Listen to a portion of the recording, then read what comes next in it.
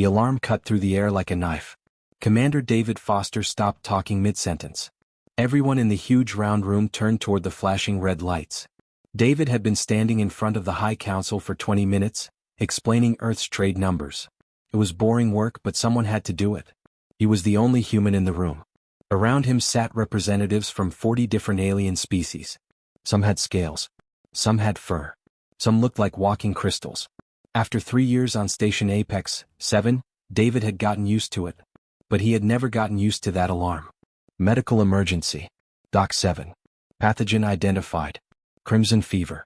Protocol 47 is now active. The words came from the speakers in a cold, mechanical voice. David felt his stomach drop.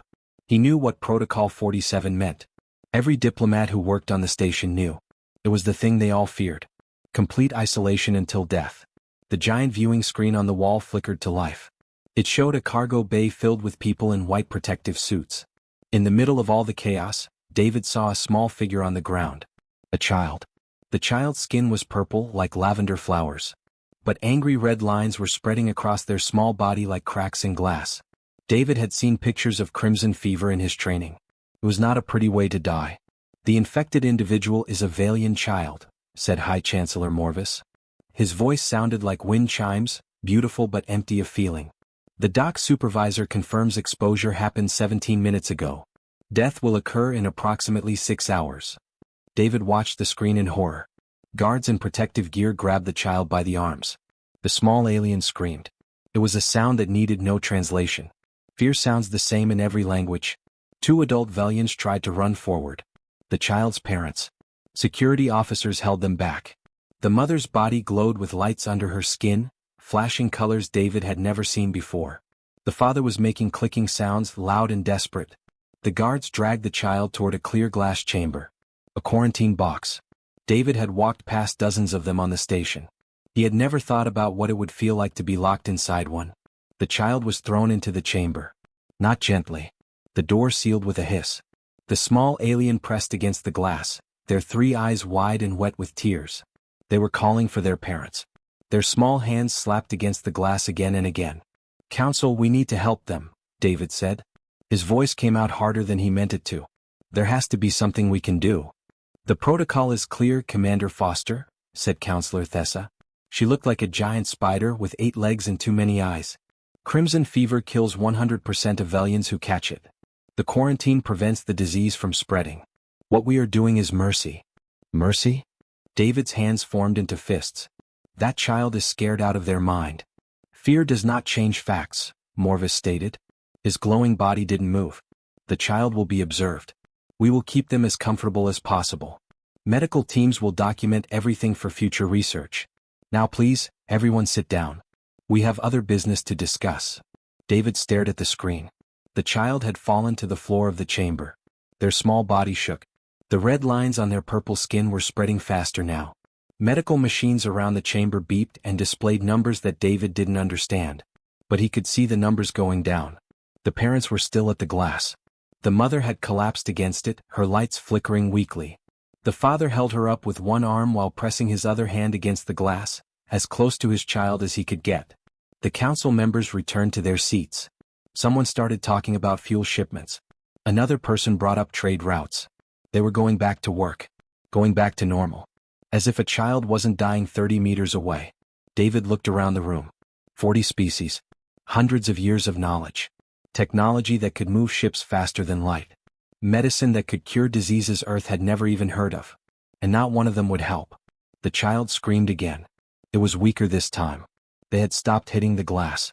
Now they just sat in the middle of the clear chamber, alone, their small body curling into a ball. David thought about his niece, Emma. She was 7 years old. She loved books about dragons. She was scared of thunderstorms. When she got scared, she would run to David and he would pick her up and tell her it was okay. That she was safe. That he was there. This alien child looked about Emma's age. Maybe younger. David looked at the council. They were talking about tax rates now. Morvis was reviewing something on his data pad. Thessa was cleaning one of her legs with another leg, bored. None of them were even looking at the screen anymore. David Foster looked at the dying child on the screen. He looked at the sealed quarantine chamber. He looked at the parents crying at the glass. And something inside him made a decision. His body moved before his brain caught up. David jumped over the barrier in front of him and ran. Shouts erupted behind him. Alarms started blaring, adding to the noise. Security officers yelled at him to stop. David didn't stop. He ran down the corridor toward the quarantine deck. His security card still worked on the first door. It slid open. He ran through. The second door was the problem. It was locked during quarantine. But there was an emergency override.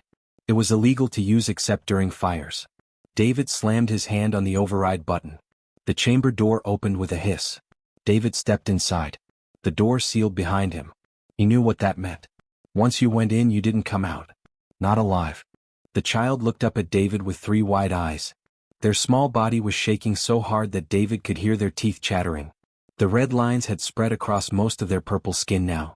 They looked like lightning frozen in place. David knelt down slowly. He didn't want to scare the child more than they already were. "Hey there," he said softly. "It's okay.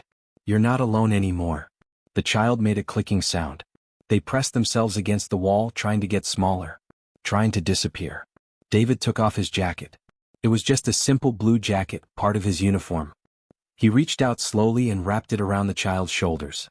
The small alien was so light. Like holding a bundle of blankets with nothing inside. "I know you're scared," David said. He sat down on the cold floor and gently pulled the child into his lap. "I'm scared too. But we're going to be scared together, okay? Nobody should be alone when they're scared." Through the glass wall, David could see chaos. The High Council chamber was visible on the viewing screen.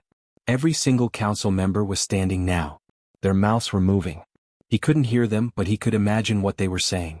Morvis stood at the front, his crystal body flashing angry colors. Tessa had all 8 of her legs moving at once.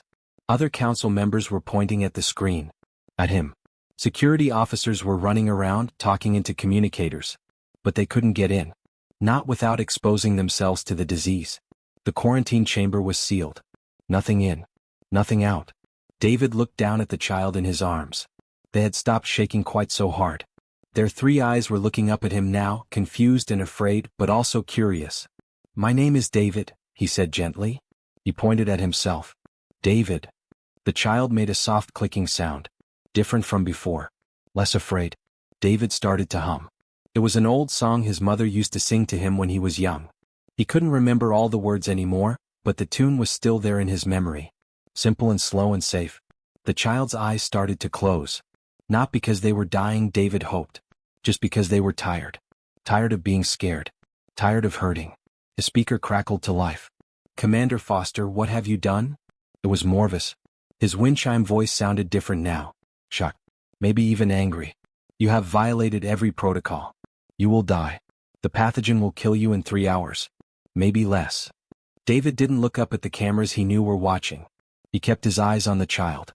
"I know," he said quietly. "Then why?" This voice was different. "Counselor Thessa. Why would you throw your life away for another species' offspring? This makes no logical sense." David thought about that. He thought about Emma. He thought about his brother Michael and sister Beth.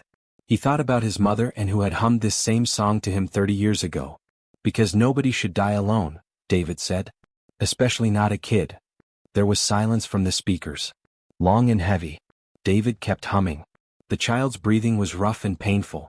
Their small body would tense up every few minutes, convulsing as the disease spread through their system. Each time it happened, David held them tighter. He rubbed their back in small circles the way his mother had done for him. "It's okay," he whispered. "I've got you. I've got you." Outside the chamber, the 2 Valian parents were pressed against the glass. The mother's body lights were flickering weakly. The father had both hands on the glass now. His clicking sounds were quieter. Sadder. David made eye contact with them. He didn't know if they could understand human expressions. But he tried to show them with his eyes what he couldn't say with words. "I won't let your child die alone. I promise." The father's lights changed color. A deep blue that seemed to glow from inside his skin. 40 minutes passed. Then an hour. The child fell asleep in David's arms or maybe passed out. David couldn't tell. He kept talking anyway. Telling stories about Earth. About oceans that went on forever. About mountains that touched the sky. About forests where trees grew so tall you couldn't see the tops. "There's this place called Yellowstone," David said. His voice was getting rough. His throat hurt. "It has hot springs that are bright blue and orange and green. Colors you wouldn't believe. My mom took me there when I was about your age. I was scared of the hot springs at first. Scared I'd fall in. But my mom held my hand the whole time. She told me that being scared was okay. That being scared just means you understand that something matters. David's head was starting to hurt. A dull ache behind his eyes. His skin felt too hot. He knew what that meant. The disease was starting. He had maybe 2 hours left. Maybe 3 if he was lucky. The child stirred in his arms. Their 3 eyes opened halfway. They looked up at David and made a soft sound. Not clicking this time. Something else. Something that sounded almost like a word. David smiled. Yeah, I'm still here. Not going anywhere. His vision blurred for a moment. He blinked hard and it cleared. His hands were shaking now, just like the child's had been. He tucked his jacket tighter around the small body in his lap. Through the glass he could see Medical Officer Kess now. She was a 4-armed alien who ran the station's hospital. She was looking at displays and monitors around the quarantine chamber. Her expression was hard to read on her alien face, but her movements were fast. Urgent. The speakers crackled again. Commander Foster. It was Kess this time. Her voice was clinical, professional. We are reading your vitals. You are showing early symptoms. Fever. Cellular breakdown. You have approximately 2 to 3 hours. I know, David said. Was it worth it? Kess asked. The professional tone cracked just a little. Was it worth your life? David looked down at the child sleeping in his arms. At their small 3-fingered hand clutching his shirt. At the purple skin marked with red. At the gentle rise and fall of their chest as they breathed. 40 species sat in their seats and watched the screens. Nobody spoke. Nobody moved. They just watched the human hold the dying child. Morvis stood at his position in the center. His crystal body was usually bright and confident. Now it looked dim, uncertain. He had ruled the council for 20 years. He had made thousands of decisions. He had never seen anything like this. This is madness, Counselor Thessa whispered. But even she couldn't look away from the screen. Is it? Asked Counselor Rena. She was a tall reptilian with green scales. I have been on this council for 15 years. I have watched 47 quarantine protocols. Every single time we sat here and watched someone die alone. Every single time we told ourselves it was necessary. It was logical. But this human just showed us something we forgot. What is that? Thessa asked. That maybe logic is not always right. On the screen, David was still talking to the child. His voice came through the speakers, soft and steady. He was telling a story about his niece Emma. About how she collected rocks from every place she visited. About how she had 200 rocks in her bedroom and knew the name of every single one. The Valian parents had not moved from the glass. Tom stood with one hand pressed against the clear wall. His wife Lisa leaned against him, her body lights flickering weakly. They had been standing there for 2 hours now. Watching their child. Watching the human stranger hold their child. Lisa's lights suddenly changed. Not the deep blue of morning anymore. Something else. Something brighter. What does that color mean? Asked young Counselor Peter.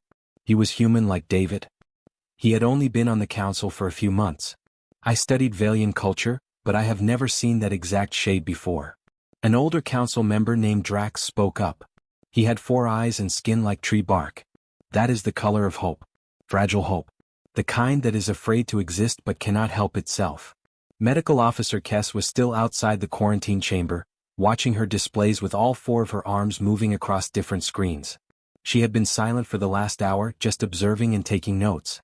Now she made a sound. A sharp intake of breath that made everyone look at her. What is it? Morvis demanded.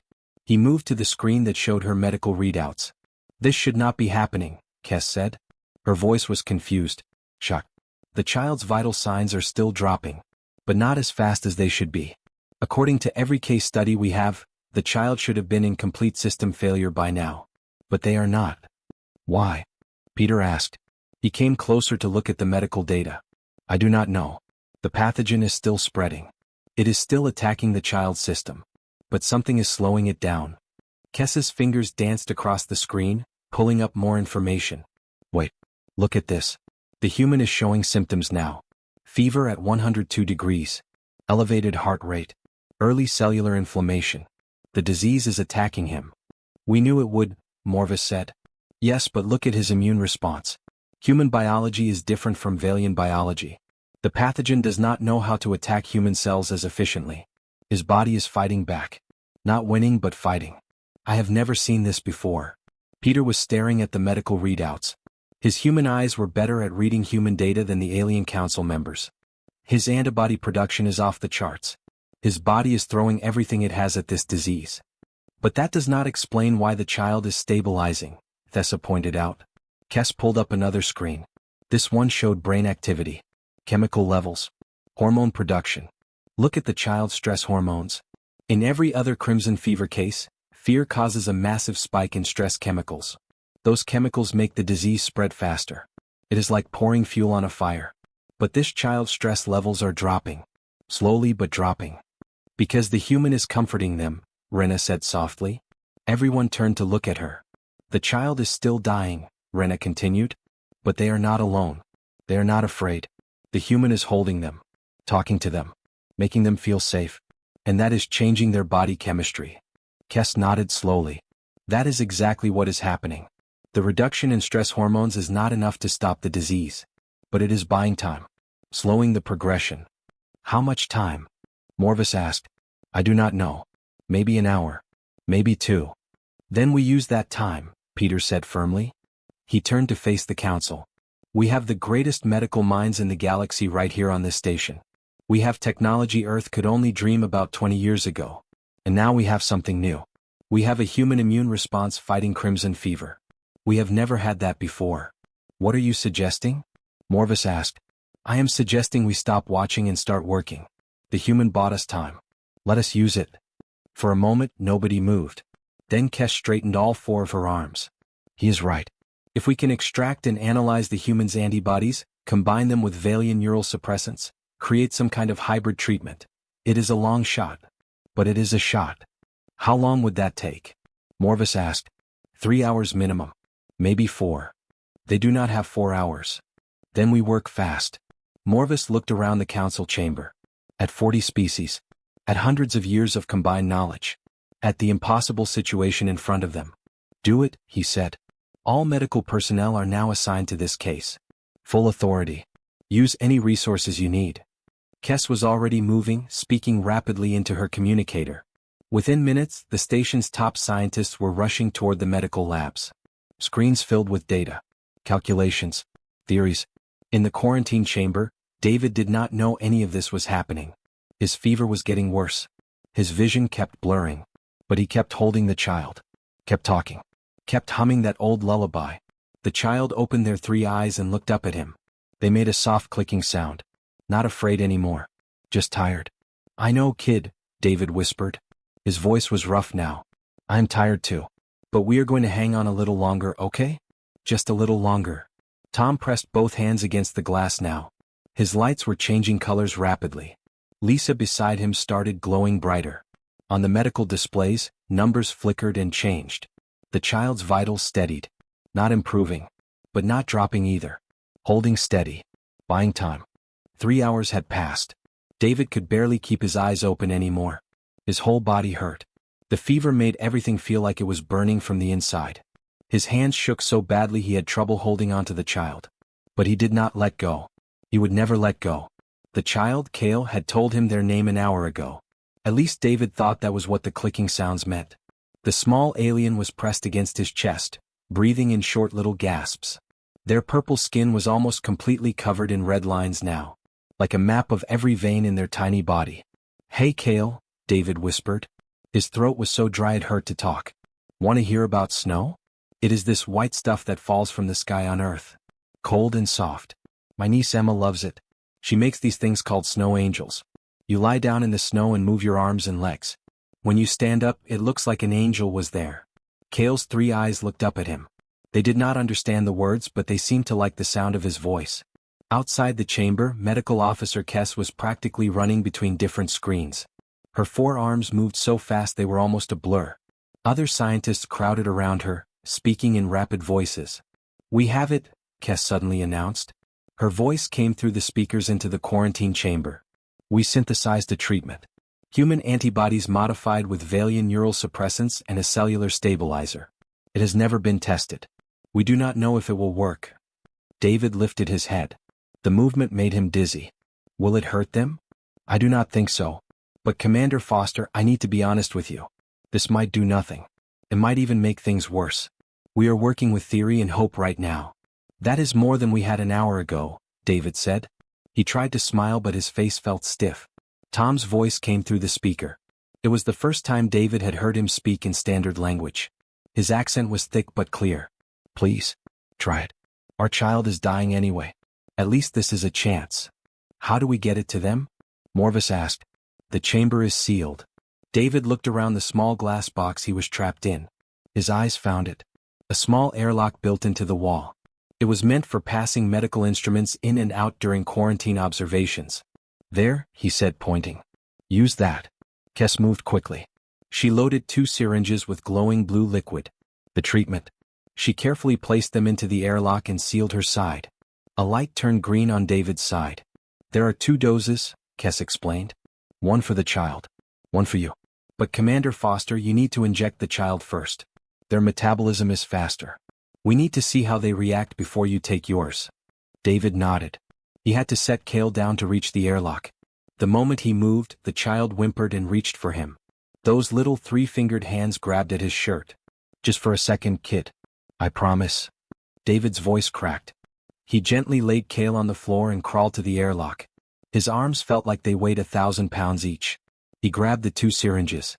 They were warm in his hand. He crawled back to Kale and picked the child back up. Okay, David said. He looked at the syringe.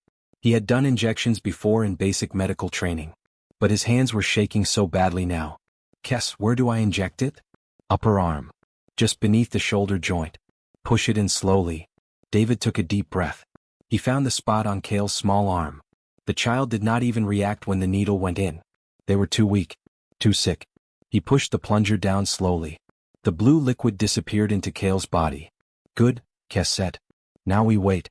Give it 15 minutes before you take yours. David set the second syringe down beside him. He pulled Kale back against his chest. You hear that, kid? Help is coming. Just hold on a little longer. 15 minutes felt like 15 hours. David watched the child's face. Watched their chest move up and down. Counted each breath. Outside the glass, every council member was standing. Staring. Waiting. 10 minutes passed. Then 12. Then 15.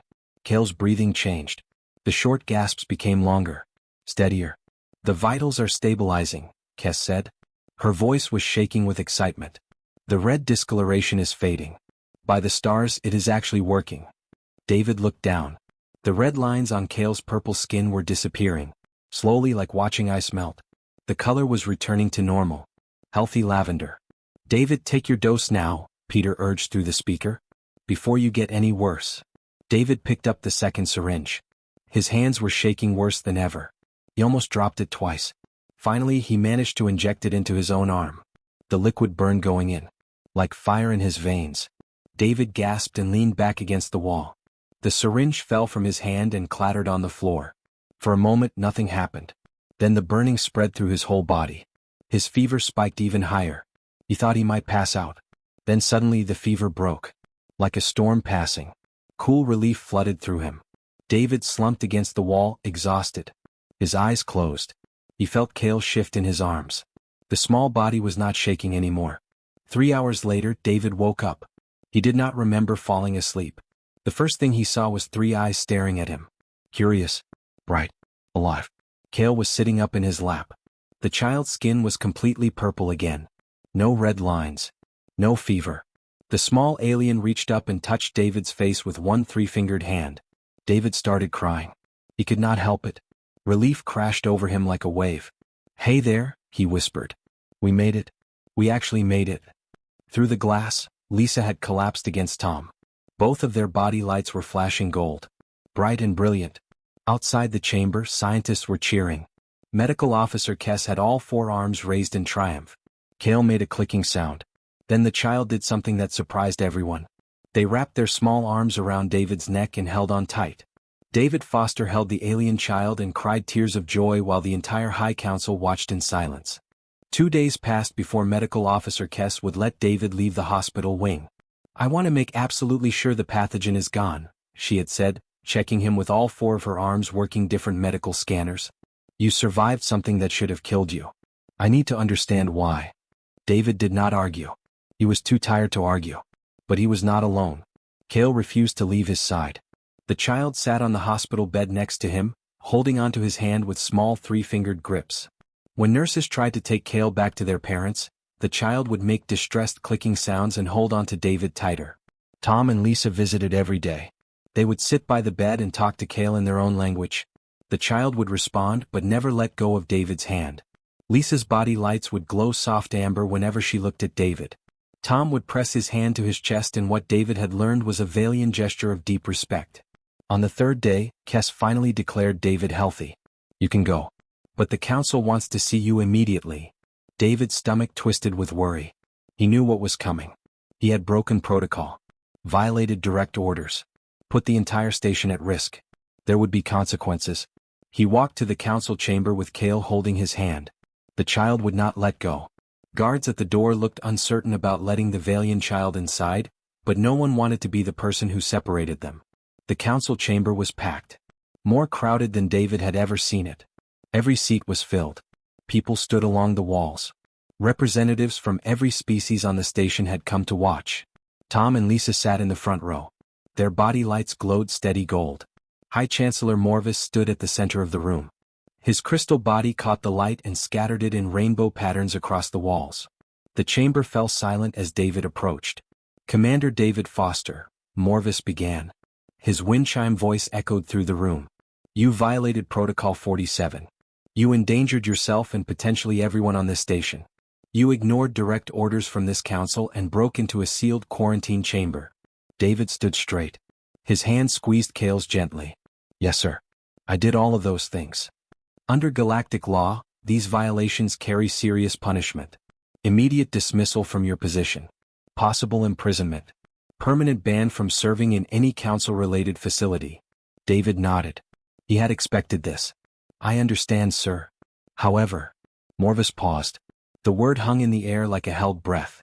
"This council has witnessed something we have never seen before. Something our computers cannot explain. Something our logic cannot process." The Chancellor gestured to the viewing screens. Medical data scrolled past. Charts and graphs. "You acted without logic. You threw away your own life for a child of another species. A child you had never met. A child who meant nothing to you by any logical measure." "They meant something to me," David said quietly. "Every child means something." Morvis continued as if David had not spoken. "In doing so, you achieved what 40,000 years of galactic civilization could not. You created a cure for a disease we believed was absolutely fatal. Because of your actions, Crimson Fever now has a treatment. You saved not just one life but potentially thousands. Millions." The Chancellor did something David had never seen. The tall crystalline being bowed his head. "But more importantly, Commander Foster, you reminded us of something we had forgotten." Morvis looked up. His many-faceted eyes seemed to shine. "You reminded us that sometimes the rules must be broken. That compassion is not weakness. That no being regardless of species should die alone and afraid. You showed us that the preservation of life is more important than the preservation of protocol." The Chancellor's voice grew stronger. "This council hereby declares the establishment of the Foster Doctrine. From this day forward, in cases where death is certain, priority will be given to comfort, dignity, and the attempt to preserve life through any means available. Even unconventional means. Even means that break our protocols." A sound rippled through the chamber. 40 species making their various sounds of agreement. Clicks and hums and whistles and growls, all blending into something that sounded almost like music. "Furthermore," Morvis continued, "we formally request that humanity provide personnel for crisis medical response throughout the galactic community. Your species possesses something unique. A willingness to sacrifice for strangers. An ability to provide comfort in the face of death. These qualities are invaluable." David felt his throat tighten. He could not speak. Young Counselor Peter stood up from his seat. "You are going to be very busy, David. Training aliens on concepts like bedside manner and emotional support. It will not be easy." The chamber filled with various sounds that David recognized as laughter. Tom stood from his seat. He spoke in careful standard language. "My child's full name is now Cale David. In our culture, a child may take the name of their savior. They will carry your name with honor for their entire life." David looked down at Cale David. The child's 3 eyes were bright. Their skin glowed with soft amber lights. The color of trust. Of family. David knelt down. I would be proud to share my name with you. Cale David threw their small arms around David's neck. The entire High Council stood. Every single member. It was a gesture of respect that had not been given in over a century. Through the viewing windows, David could see station personnel gathered. Watching. Some were crying. Others were making gestures of respect from their own cultures. Lisa approached David. She reached out and touched his shoulder with both hands. The highest gesture of trust in Valian culture. You gave us our child back. We can never repay this debt. You do not owe me anything, David said. I just did what anyone should do. That is the point, Commander Foster, Morvis said softly. Not everyone would have done what you did. But because of you we are all learning. Learning that sometimes the bravest thing is simply refusing to let someone suffer alone. David stood there in the council chamber, holding an alien child who now carried his name. Around him, 40 species watched in silence. Not the cold silence of before. A different silence. The silence of respect. Of understanding. Of change. High Chancellor Morvis spoke one final time. This council meeting is adjourned. Commander Foster, welcome back. We have much work to do. David Foster carried Cale David out of the chamber while the galaxy watched and learned what it meant to be human. To care. To sacrifice. To hold someone who is afraid and tell them they are not alone. Sometimes that is all it takes to change the universe.